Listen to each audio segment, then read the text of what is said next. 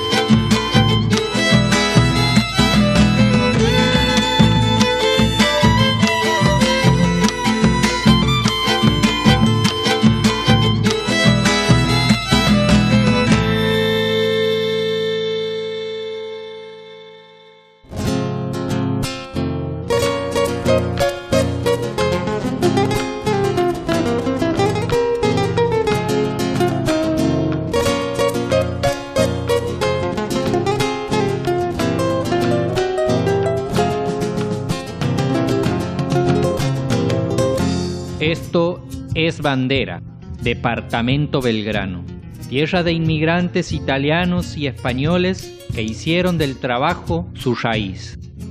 Entre surcos de algodón y siembra de granos, nació una comunidad pujante.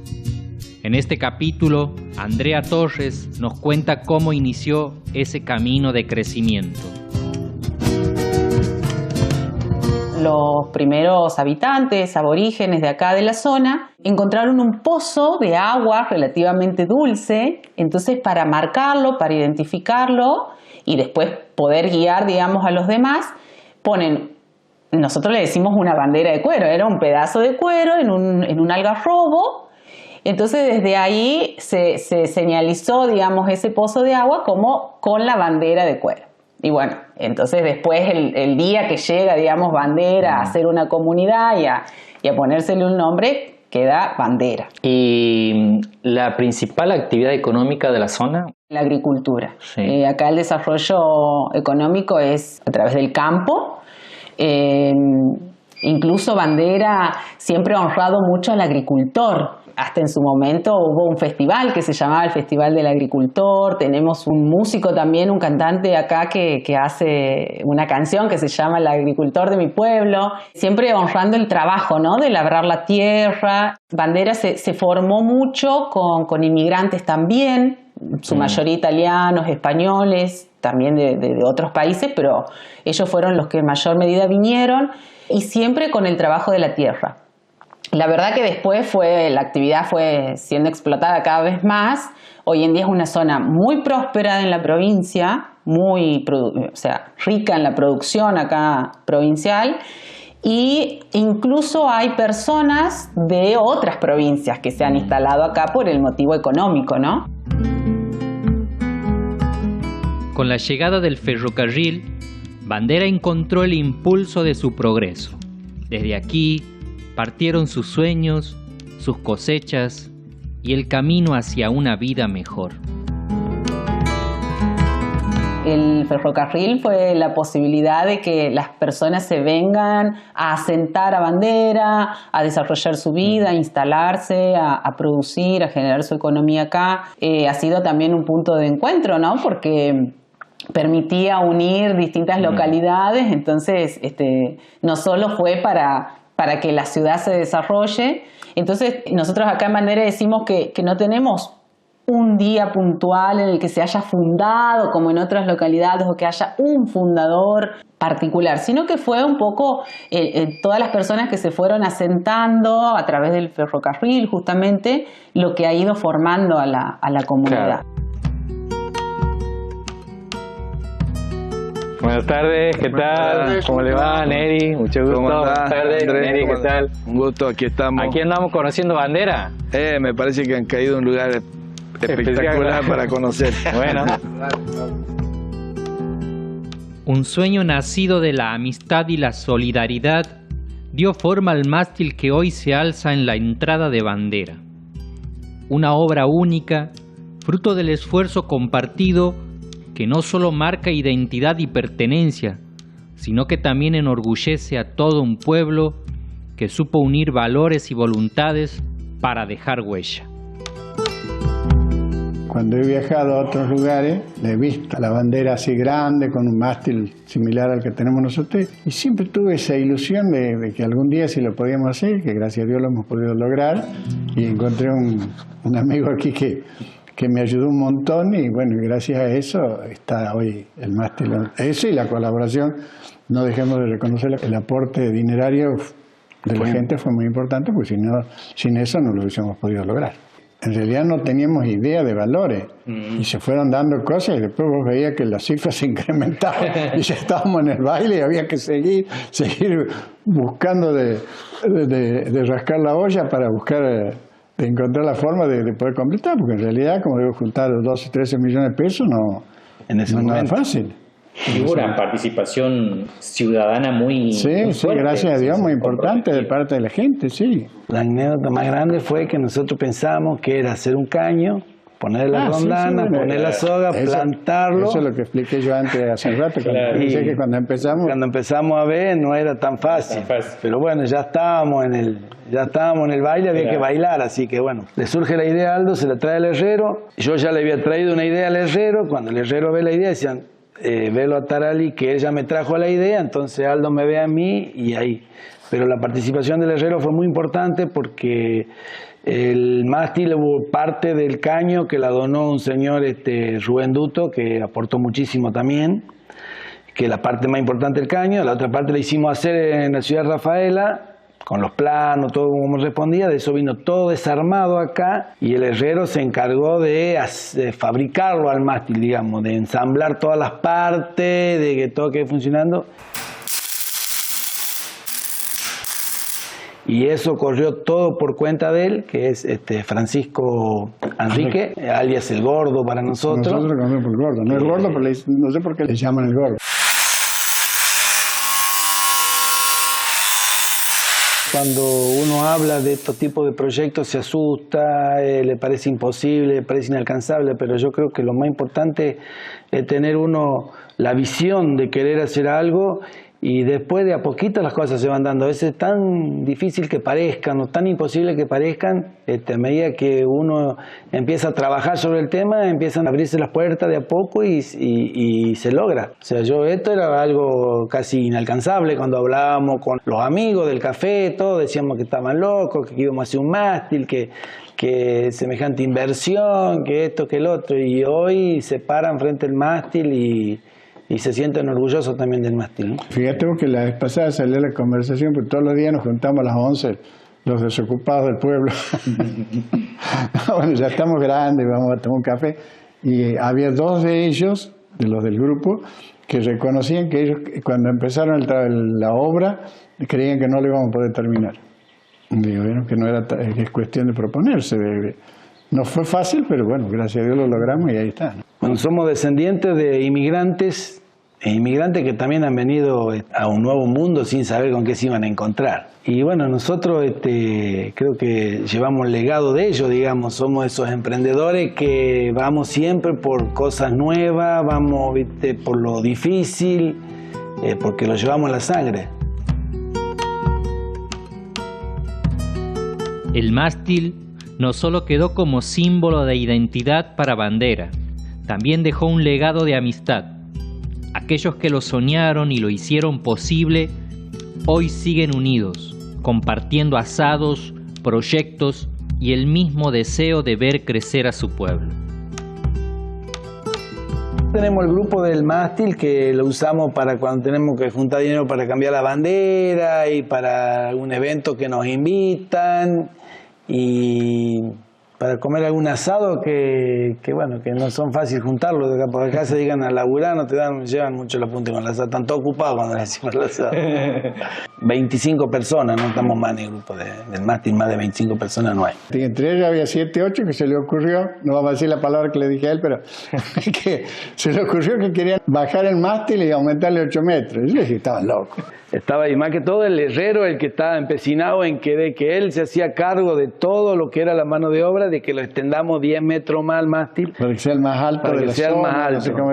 Lo que sí hemos apostado en esto, porque normalmente cuando aquí se hacen, aquí en el pueblo, como todo pueblo, todos los días están vendiendo una rifa porque para la escuela, para un montón de cosas. Y acá no quisimos, la idea no era molestar tanto acá, sino ver llegarle a los productores, a la gente que trabaja el campo, que muchas veces esa gente ni siquiera vive acá. Acá hay muchos colonos que son de otro lado, que trabajan los campos, que llevan la renta de acá, pero que no tienen residencia aquí. Bueno, un poco la idea era eso, entrar por esos lugares. Después terminamos siendo partícipe a toda la comunidad y toda la comunidad se sumó al desafío este. Y logramos lo impensado, ¿verdad, Aldo? La verdad que sí. Plantar un mástil de esa magnitud, la verdad que fue un orgullo muy grande y bueno, y también sí, para toda la gente, porque se hizo el pueblo, se hizo parte de la comunidad, se hizo parte de ese mástil, se asumió ese compromiso, todos aportaron algo y se pudo lograr ese proyecto, se pudo llevar a cabo ese proyecto, ¿no? ¿Y qué significado tiene para ustedes que son los de la idea? Un orgullo. ¿Qué significa? Claro. Sí, es verdad. Es algo que plantamos que va a quedar para todas las generaciones. Para la historia de Bandera, sí. La solidaridad se convierte en motor, la amistad en abrazo y el trabajo en equipo en la llave del progreso. Nosotros acá tenemos distintas instituciones que están formadas y sustentadas por el aporte de los socios, por el trabajo voluntario, digamos, de los distintos vecinos de Bandera, como por ejemplo los bomberos voluntarios. Tenemos un cuartel que está en funcionamiento, con un cuerpo activo, con muchísimas actividades, una biblioteca popular también, que funciona todo gracias a los aportes y al trabajo de las personas, voluntarios, todos voluntarios. Es como algo que nos caracteriza mucho, ¿no? La voluntad de participar, la voluntad de crecer, la voluntad de ayudar, es algo que nos atraviesa a todos acá en Bandera. Con el trabajo que realizan los bomberos voluntarios y los vecinos en la biblioteca popular aquí en Bandera, se nota una comunidad unida, orgullosa de lo que construye cada día, con la certeza de que cuando los sueños se comparten, todo es posible.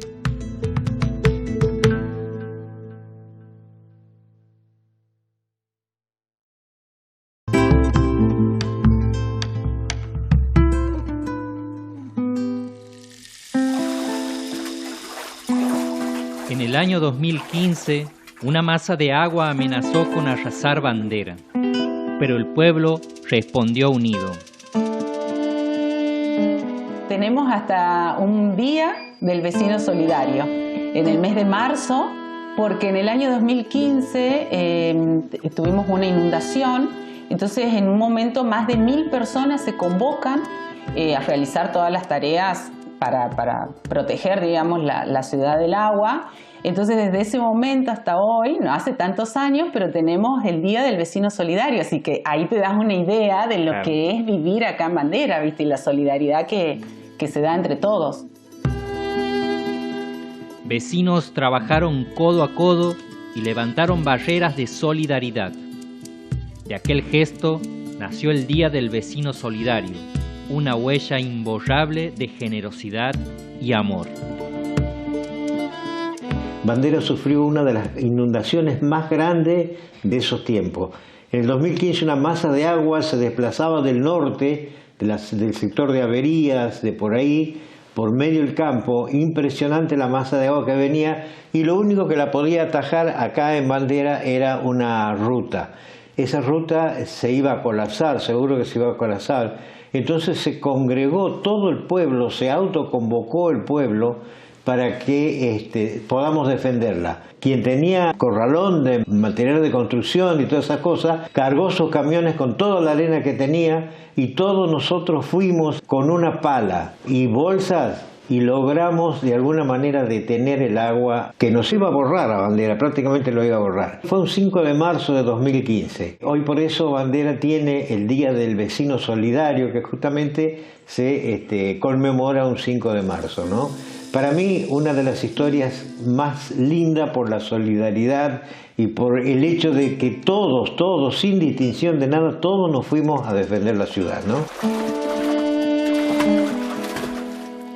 Después, por supuesto, que hay personas que han generado ciertas instituciones, por ejemplo, un club que se llama Sanavirones. Fue idea de un grupo de chicos que querían jugar al rugby. Bueno, tuvieron su espacio. Ellos mismos trabajaron con sus propias manos, con su tiempo y demás. Y hoy en día es un club hermoso, un predio muy lindo. Tienen hasta su propio gimnasio en donde se da el deporte rugby y hockey. Sanavirones es un club de rugby que nació con un propósito claro: incluir a todos sin distinción.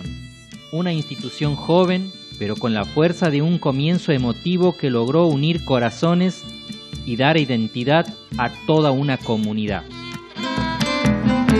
Esto arranca allá por el año 2007, veníamos de ver el Mundial y dijimos: che, pero si estos locos están jugando, nosotros también. Teníamos una pelota, una guinda, una ovalada, una calle llena de ripio, y dijimos, este es un buen lugar.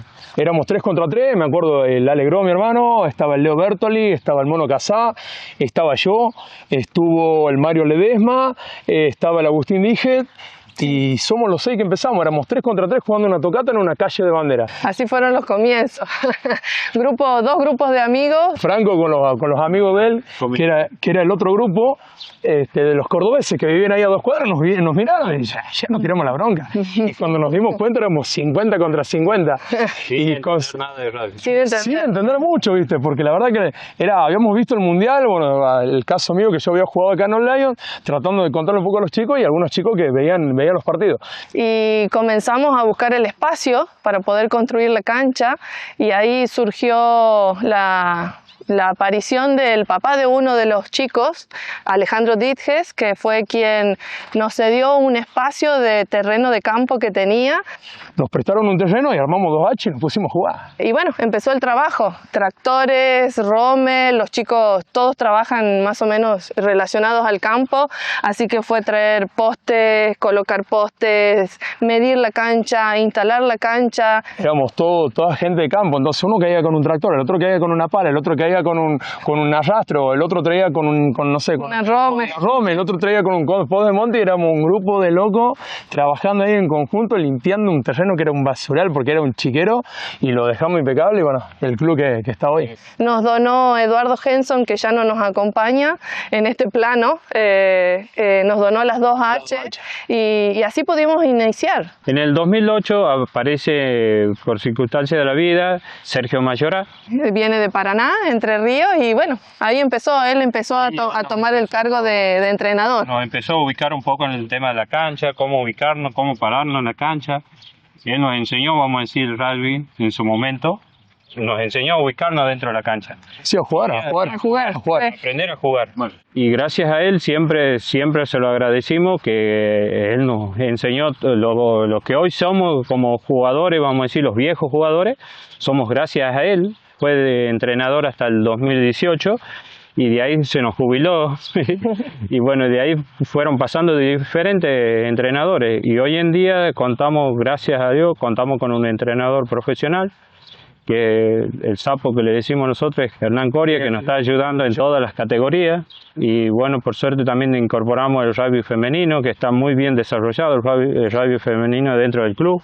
Todo es en competición en este momento en la Liga Santiagueña de Rugby. estamos ahí sumando chicos en distintas edades. San Navirones hoy es un club que está dentro del rugby de desarrollo de la provincia de Santiago del Estero, y la Unión Santiagueña de Rugby junto con la Unión Argentina de Rugby está promoviendo cursos para los jugadores que quieran ser entrenadores, y contamos con Facundo Acosta como primer entrenador aprobado por la Unión Argentina de Rugby. El club tiene gimnasio, fue un anhelo que tuvimos desde el día 1. Sabíamos que para jugar al rugby es más que importante que los chicos estén bien formados físicamente, y bueno, fue un proyecto que tuvimos en conjunto, que nos llevó tiempo desarrollarlo. Es un espacio que está pensado, está diseñado y logrado para que los jugadores de rugby de San Navirones puedan desarrollarse físicamente. Es un club que se formó con 2 grupos de amigos, y en el camino, en el trayecto de todo este tiempo, nos acompañó mucha gente de bandera. Gente que ni siquiera conoce el rugby, pero ha decidido acompañarnos a lo largo de todos estos años, y por demás está decir que estamos más que agradecidos. Gracias. Para nosotros, una infinita gracias por apoyarnos, por apoyar este deporte. En esta locura. De unos changos jugando a la tocata en una calle de Ripio. Así comenzó. Y se ha logrado todo esto, lo que es hoy San Navirones.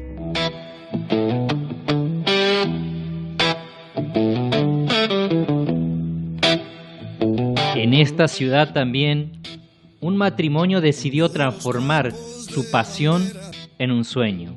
Una destilería de whisky que nace del esfuerzo y el amor, y que hoy lleva el sello de la emoción y el orgullo de su gente. De los campos de bandera, donde el maíz nació. Buenas tardes, ¿qué tal? ¿Cómo están? Mucho gusto, Neri, ¿qué tal? ¿Cómo va? ¿Todo bien? Bien, bienvenido. Gracias. Gracias por la visita. Queremos conocer la destilería de whisky que hay aquí en Bandera, ¿puede ser? Sí es. Bueno, muchas gracias. Vamos. Espíritu inmortal. Yo soy tomador de whisky de prácticamente toda la vida adulta, digamos, y soy tomador de whisky americano, que se hace especialmente con maíz. Y siempre dije acá hace años ya cómo tenemos tanto maíz y no vamos a hacer nuestro whisky. Él siempre quería que hagamos algo con el tema del maíz y sobre todo el whisky. Bueno, yo no estaba muy convencida porque nosotros, si bien es un hobby, nos dedicamos, tenemos otra actividad. Y bueno, después pasó unos cuantos años y dijimos, bueno, él dice, bueno, vamos a comprar las cosas y vamos a empezar a probar a ver qué pasa. Y justo ahora, hace un año que comenzamos con la primera destilada, la primera cocción que hicimos el maíz, y bueno, estamos en camino. Lawless, corre libre como el río va.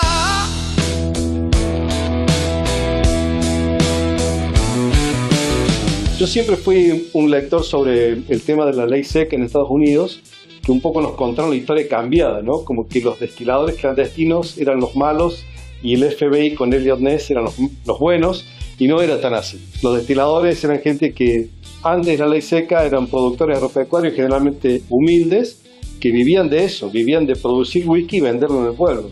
Y de un día para el otro se transforman en delincuentes y el FBI los persigue, hasta los coimeaba, les prenden fuego las casas, la destilería, los matan. Y hay una película muy linda, Lawless, con Tom Hardy, que describe muy bien todo eso. Y bueno, por eso me gustó el nombre y elegimos esa marca, en homenaje a esa gente que siguió con su convicción y con su producción al margen de todo. Lawless quiere decir sin ley, esa es la traducción en inglés. Todo, en el mundo del whisky se maneja todo en inglés, todas las etiquetas, los nombres, las características, todo en inglés. Lo primero que hicimos es buscarnos una persona que nos capacite. Tenemos al ingeniero Sebastián Odone, que es maestro y se dedica y capacita a la gente pura y exclusivamente en destilación. Lo que le dijimos al ingeniero es que queremos hacer algo con excelente calidad. Así que bueno, nos fuimos a Buenos Aires, estuvimos allá, nos capacitamos con él. El año pasado, en julio, se vino, quedó acá con nosotros una semana ayudándonos, porque esto es un tema nuevo. Con modestia aparte, ¿qué tal el whisky?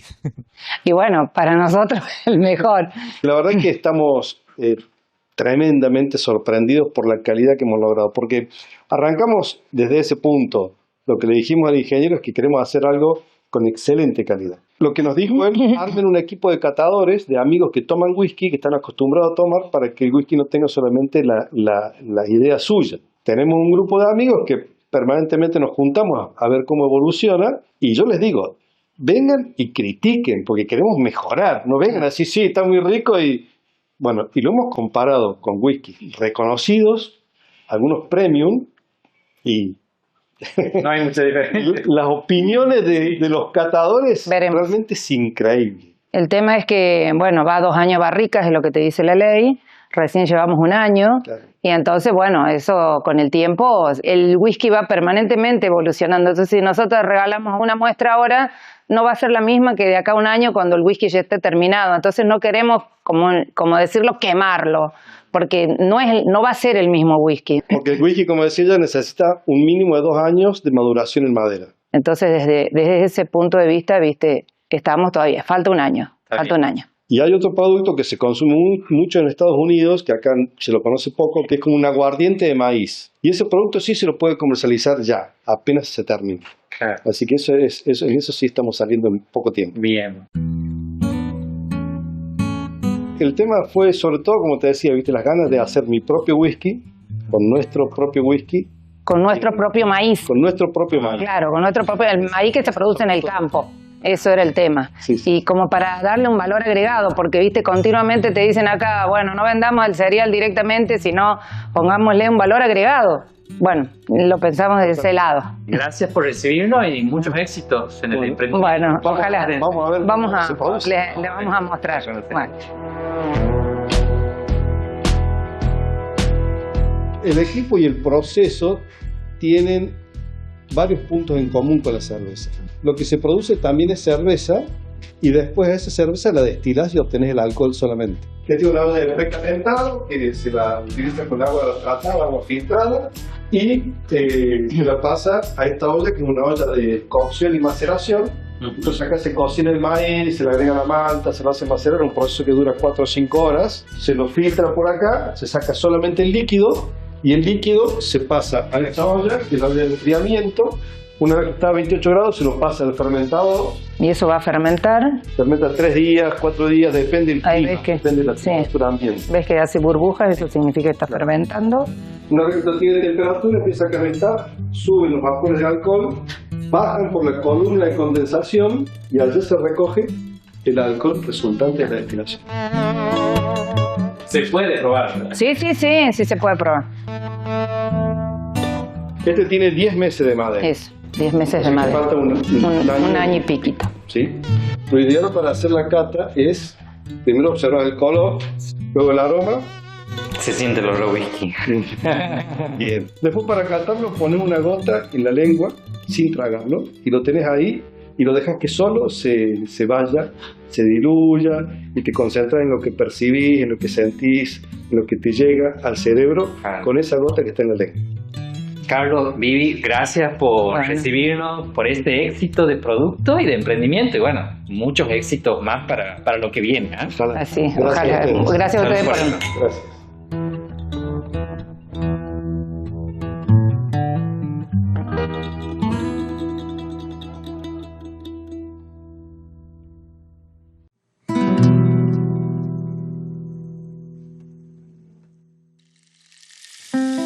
Esta es la historia de Ambrosio, un humilde changarín de bandera que supo que la verdadera riqueza estaba en la sonrisa de los niños. Durante más de 30 años celebró su día, aún con carencias propias, dejando una lección eterna. La solidaridad sostiene las infancias y en la esperanza de los pequeños late el futuro de todo un pueblo. Ambrosio es un hombre que era changarín, juntaba botellas y demás, y durante más de 30 años, festejaba cada agosto el Día del Niño. A todos los chicos de bandera les daba una factura, una taza de chocolate, una gaseosa, siendo él una persona súper humilde con muchísimas necesidades, ¿no? Claro. Él en realidad no nació acá en Bandera. pero bueno, cuando lo trajeron acá a Bandera era niño, Claro. era un niño, y lo adopta un señor de apellido Anoni.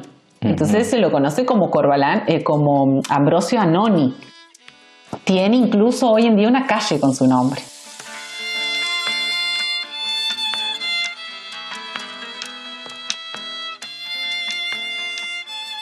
Yo te puedo contar que en Bandera había un muchacho que se llamaba Ambrosio Corbalán. Él nació en Alto Verde, en Santa Fe, en el año 1947.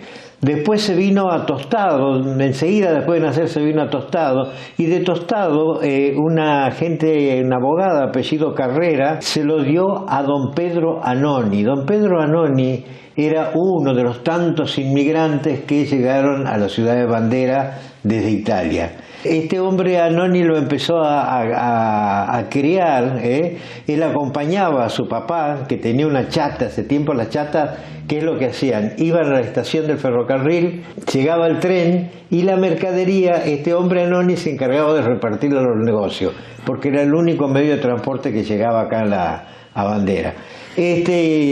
Ambrosio lo acompañaba a él siempre, ¿no? Siempre. Y bueno, este chico se hizo grande, se dedicó después a comprar botellas, cobre, bronce, y para el Día del Niño, Ambrosio hacía el Día del Niño a todos los chicos del pueblo, sin distinción. Él juntaba, no sé cómo hacía, pero él iba, pedía, ponía plata. Todos los domingos de agosto, que era el Día del Niño, Ambrosio Anoni hacía una gran fiesta. No me preguntes cómo, nadie sabe cómo, pero él juntaba facturas, juntaba juguetes, juntaba a todos los chicos del pueblo, ¿no? Con dedicación y brindándose desde pequeño a los demás, a pesar de la dura historia que le tocó vivir, este vecino banderense dejó un gran legado. Ambrosio lo conozco desde que yo tengo uso de razón, porque siempre lo veía sentado en la chata del padre repartiendo la mercadería. Mis parientes, mi familia sabían tener negocios, así que ellos le llevaban la mercadería. Trabajaba como todo chico humilde que ese tiempo, y acá en Bandera todos trabajaban. Él le ayudaba al padre. Se casó, tuvo una familia.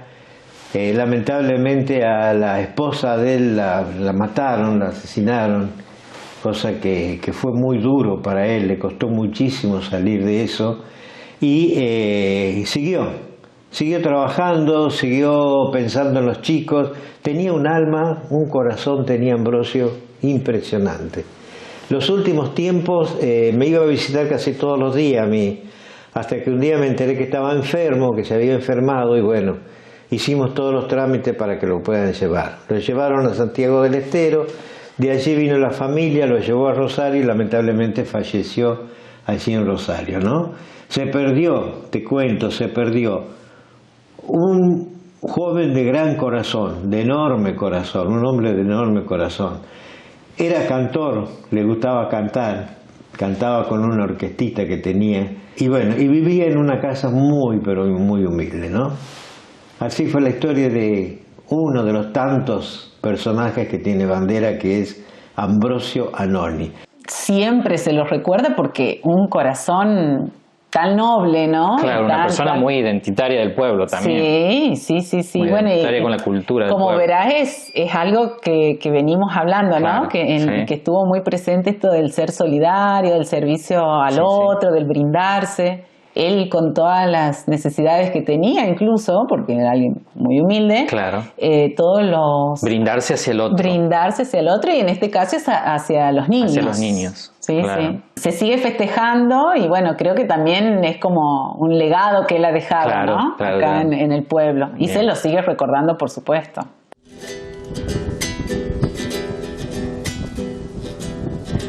Así como Ambrosio sembró solidaridad en las infancias, también hay quienes sembraron cultura y raíces en el corazón de esta localidad. Agricultor de mi pueblo, a vos te quiero cantar, que con tus manos callosas rasguña las rejas y ganas el pan. Omar Chiatti, músico de esta tierra, comparte ese sentimiento puro por el folclore y la identidad santiagueña. Para vos no hay veranos ni inviernos, para vos no hay desvelos ni sol. Siempre... Inspiración que dio vida a su canción Agricultor de mi pueblo. Agricultor de mi pueblo, no abandones tu lucha jamás. Si algún día del campo te fuiste, regresa muy pronto, esperando está. Si algún día del campo te fuiste, regresa muy pronto, esperando está. Y contarte de Bandera es contarte mi vida, porque soy nacido y criado acá, nacido en la zona rural de Bandera. Y me recuerdo de muy chico ya que guiábamos la antena, aquella bendita antena de 16 metros que poníamos para captar la señal de aire de Canal 7 en el primer momento. Y después con el tiempo esto fue avanzando, pusieron la repetidora y también algunas antenas municipales que se iban consiguiendo para tomar la señal de nuestro único canal provincial, ¿no? Un canal que uno siempre veía las noticias de Santiago del Estero y a su vez las noticias de Buenos Aires cuando no teníamos televisión en Bandera, no teníamos ningún tipo de canal ni de aire, ni de cable, ni de nada. Solo llegaba Canal 7, como te digo, primero con antenas altas, segundo con antenas municipales que habían puesto y después ya sí, con la repetidora obviamente fue una solución también para la gente que a lo mejor no puede pagar un cable o no tiene la conexión, ¿me entendés? Se van a dar cuenta que tengo varios años, pero era muy común en el campo tener un televisorcito de 14 pulgadas batería y veíamos el Rafa, me acuerdo del Rafa, me acuerdo era una novela que iba por la noche y ya en aquel momento el Chavo, ¿no? Era la pasión de nosotros los niños, habremos tenido 10, 12 años y nos íbamos de campo a campo en Sulqui, en Volanta, buscando quién tenía la televisión, porque no todos tenían televisión, o sea, era una situación no tan fácil como hoy acceder a la televisión, ¿no? Así que bueno, como te digo, el Rafa, el Chavo y todos esos las novelas, muchas novelas con actores argentinos, novelas nacionales, era lo que veíamos con un aparatito muy limitado y con una batería que a lo mejor en la mitad de la novela se acababa y se nos acababa la novela, había que esperar otro día, ¿no?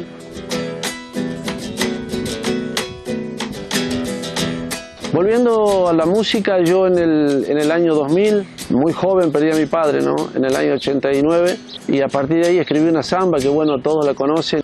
No hay día, si estás ni noche, no hay tiempo para la falsedad, solo vives pensando que un día alguien del campo se acordará. Es lo que me ha llevado un poquito de la mano por muchos lugares del mundo, te diría, porque tengo premios internacionales respecto a esta samba, se llama Agricultor de mi pueblo, que se la escribí en homenaje a mi padre y bueno, a todos los agricultores de esta región y del país, ¿no? En esta samba te quiero nombrar, a vos que dejaste tu vida, con unas monedas te quieren pagar, a vos que dejaste tu vida, con unas monedas te quieren pagar. Agricultor de mi pueblo, no abandones tu lucha jamás. Si algún día del campo te fuiste, regresa muy pronto, esperando está. Si algún día del campo te fuiste, regresa muy pronto, esperando está. A partir de ahí arrancó esto de la música, nos juntábamos permanentemente en un taller y bueno, sucedió algo inesperado porque en el 2004 nos vamos a tocar a un evento por ahí por la zona de Vilela y bueno, cuando dejamos de tocar se levantó un señor y me preguntó si quería ir a Jesús María. Imagínate que fue una sensación tan linda que a partir de ahí, bueno, ya no paramos más por el camino de la música. Ya a un tono de compromiso, digamos, antes era guitarreada, después ya es compromiso, tenés que hacer, hemos viajado mucho por Buenos Aires, hemos viajado mucho por distintos lugares del país, en festivales y todo, ¿no? Así que te diría que el 2000 fue el punto inicial y el 2004 ya empezamos con grabaciones, grabé mi primer CD, Agricultor de mi Pueblo, y después seguí con 4 discos más. Así que gracias a Dios, siempre en este camino intentando buscar músicos de bandera, changos de acá de mi localidad, bandoneonistas, guitarristas, bombistas. Todo lo que se pueda hacer con gente nuestra de acá era la idea, ¿no? Cuando estoy en otros pagos, a veces y aunque no quiera, yo siento una gran nostalgia al recordarte, bandera. En su chacarera, Nostalgia de mi Pago, rinde homenaje a Bandera. Pueblito de gente humilde, sincera y trabajadora, por tus calles polvorientas pasaron muchas historias. Evocando la vuelta al terruño, donde gringos y paisanos se unieron en solidaridad y trabajo para forjar identidad y orgullo colectivo. Están llorando en silencio, con su guitarra y su canto abren camino en el tiempo. Bandera, no me abandones, luchemos por nuestro canto y a todo el mundo gritemos que así se canta en Santiago. La chacarera, Nostalgia de mi Pago se llama, yo la escribí en el 2006, recién bajadito del escenario mayor de Jesús María. Nos fuimos a la pensión donde parábamos con los músicos y la verdad que yo había escrito una samba que se llamaba Cuando se estremece el alma, que es subir al escenario de Jesús María. Realmente a mí se me estremeció el alma porque era todo muy nuevo para mí, ¿no? Y ahí escribiendo canciones y grabando nace esta chacarera, Nostalgia de mi Pago, que está insertada en el CD Entre Sueños y Nostalgia. Bueno, refiriéndome a mi gente, a Bandera, a la mezcla de gringos y paisanos, esta linda mezcla que se hace donde cada uno sabe lo que hace. Y bueno, pueblo en aquel momento totalmente calle tierra, hoy va avanzando, gracias a Dios, tenemos un pueblo lindo, bien acomodadito, con bastante asfalto, pero en aquel momento eran calle tierra, baldíos, monte, todo lo que vos veías a la vuelta de Bandera, ¿no? Pero la nostalgia de volver a tu pueblo, de volver a tu pago, no te la quita nadie, ¿no?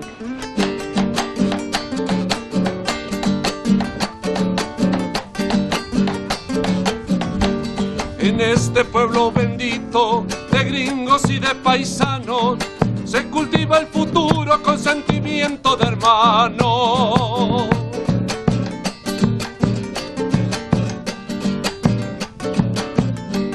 Bailarines de mi pueblo, mi canto es una esperanza por darle tanto sentido a la ilusión de la danza.